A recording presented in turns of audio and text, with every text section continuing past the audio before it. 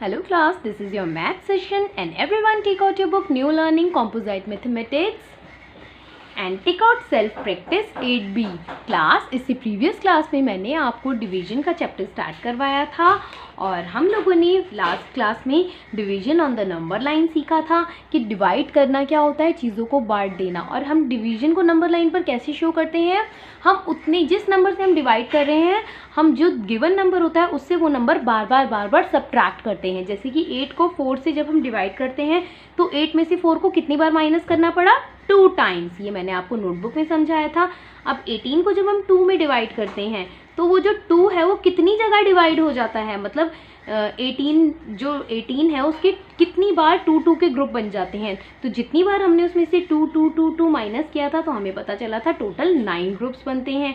Okay, तो इस तरह से मैंने आपको ये जो वर्क है आपकी बुक्स के साथ आपकी नोटबुक में करने के लिए भी दिया था, show the division statement on the number line. And I hope सभी बच्चों ने इतना वर्क अपना बुक्स एंड नोटबुक्स में कंप्लीट कर लिया है।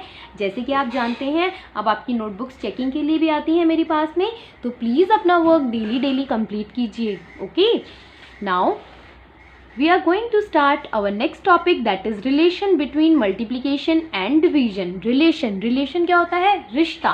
between यानी बीच में, multiplication और division यानी multiplication और division के बीच में क्या रिश्ता है, दोनों आपस में कैसे जुड़े हुए हैं, वो आज हम पढ़ेंगे। देखो, the picture shows 12 balls arranged in group of 4।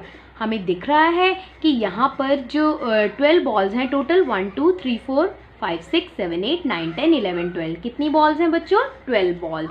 और इसको कितने ग्रुप में इन्होंने डिवाइड किया है, मतलब एक ग्रुप में कितने बॉल्स हैं, टोटल 4। जैसे आप देख रहे हो यहाँ भी 4 बॉल्स हैं, यहाँ भी 4 बॉल्स हैं एंड यहाँ भी 4 बॉल्स हैं।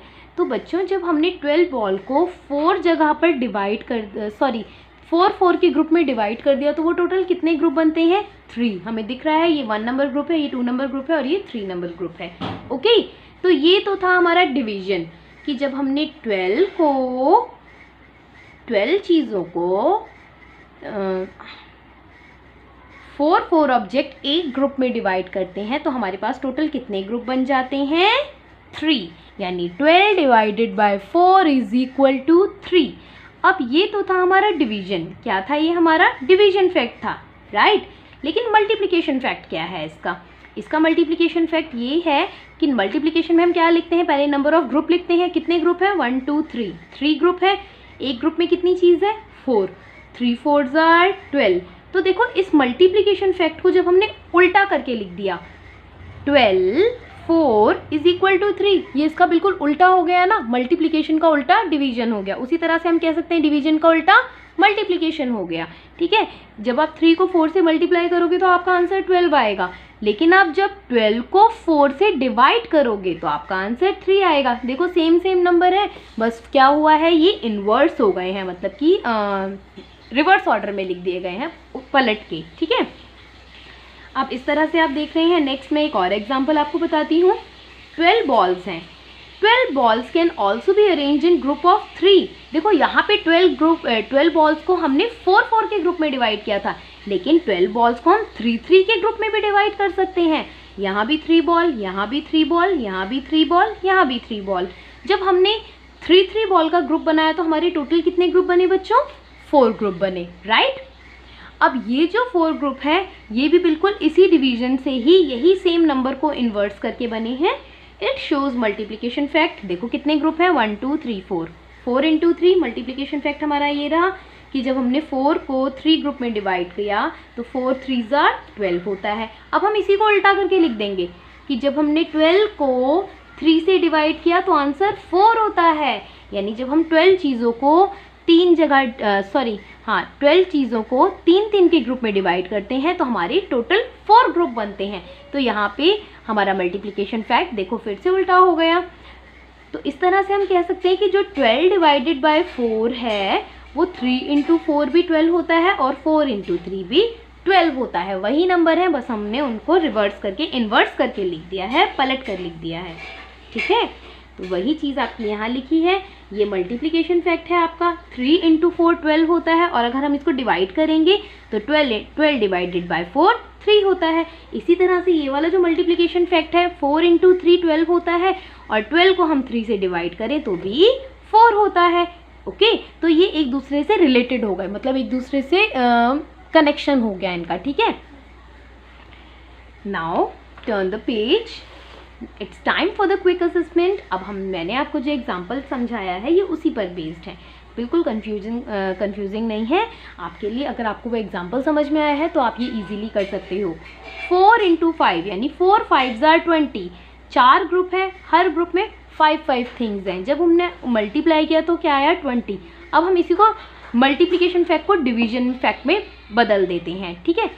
तो 20 को जब 5 से डिवाइड करोगे तो कौन सा डिजिट बचा बच्चों, 4। ओके, और अगर 20 को हमने 4 से डिवाइड किया तो हमारे पास कौन सा नंबर आना चाहिए, 5। जैसे कि मैंने आपको बताया था डिवीजन एंड मल्टीप्लिकेशन आपस में रिलेटेड, आपस में जुड़े हुए होते हैं, इनका आपस में रिलेशन होता है। तो यही सेम डिजिट्स जो है वो आगे पीछे उलट पुलट कर आ जाते हैं।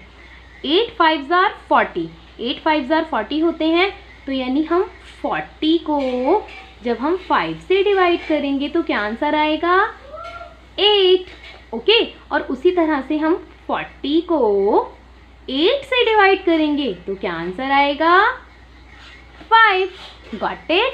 अब थर्ड क्वेश्चन देखिए, यहाँ पर दोनों डिवीजन फैक्ट दिए हैं, आपको मल्टीप्लिकेशन वाले फैक्ट बताने हैं।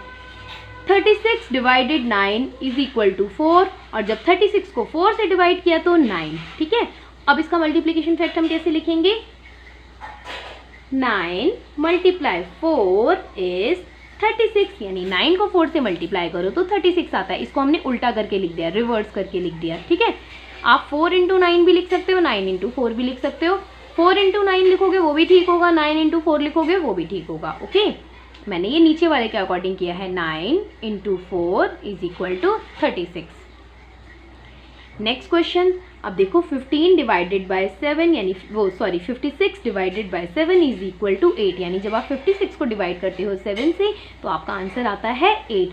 अब मैं इसको रिवर्स करके उल्टा करके लिख देती हूँ कि 8 को जब हम मल्टीप्लाई करते हैं 7 से तो हमारा आंसर आता है 56। आप 8 का टेबल 7 तक बोल के देख भी सकते हैं, your answer would be same. अब बिल्कुल जो हमने ऊपर किया है सेम यही नीचे करना है। Complete 2 division facts each multiplication fact, यानी जो मल्टीप्लाई वाले नंबर है इससे आपको 2 डिवीजन फैक्ट बनाने हैं। जैसे कि 48 को 8 से डिवाइड करोगे तो क्या आएगा बच्चों, 6। और जब हम 48 को 6 से डिवाइड करेंगे तो क्या आंसर आएगा, 8। Are you getting it? आप समझ रहे हैं मैं क्या कह रही हूँ। अब 3 इंटू 9 यानी 3 9s are 27 होता है, लेकिन आप 27 को जब 9 के ग्रुप में डिवाइड करते हैं तो कितने ग्रुप बनेंगे, 3। उसी तरह से फिर से 27 को आप 3 के ग्रुप में डिवाइड करते हैं तो एक ग्रुप में कितना आएगा, 9। ओके, अब इसी तरह से ये देखिए लास्ट क्वेश्चन में आपको बता रही हूँ 7 इंटू 4 इज 28, यानी 7 4s are 28 होता है।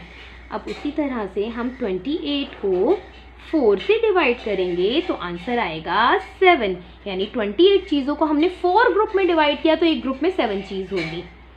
और अगर हमने 28 को 7 ग्रुप में डिवाइड किया, कितने ग्रुप में डिवाइड किया, 7, तो क्या आंसर आएगा, 4। एक ग्रुप में 4 चीज़ें होंगी। अब लास्ट क्वेश्चन आई होप कि आप सभी कर ही लेंगे अपने आप से, राइट। तो आज का आपका होमवर्क है do page number 104 in your books and do self practice 8B in your notebook. Got it class? So that's all for today. Thank you so much. Stay home, stay safe.